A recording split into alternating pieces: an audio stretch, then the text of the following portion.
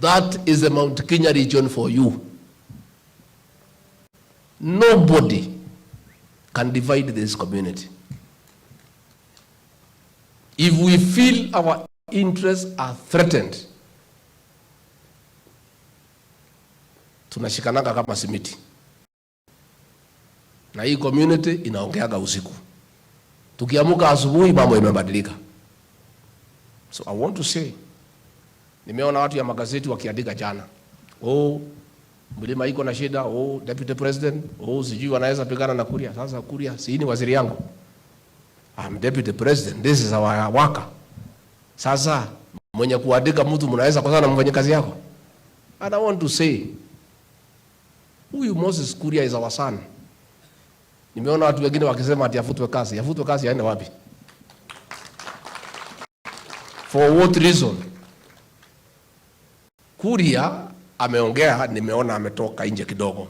Si mimi ni baba ya hapa. Nimemwambia bana kaza watu sana, enda polepole. Si kazi yangu hiyo. Ukikiona mwana ni hapo da kuna kanwa hivi gete doke mwera. We kama hiti ati urude kwekate. Lakini sasa mimi nikiwa kiongozi ya area hii, mimi naweza wachilia ati huyu Kuria angaishwe? You people, you don't understand this region.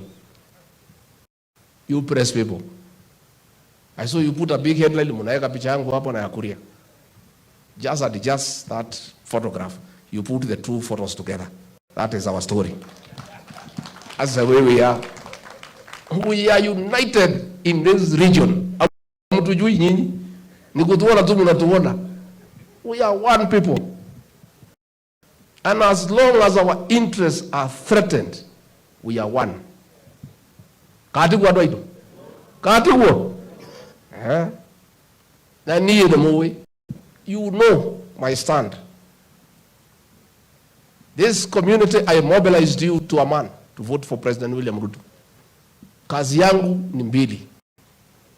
Kusaidia William Ruto aongoze Kenya, Kenya iende mbele.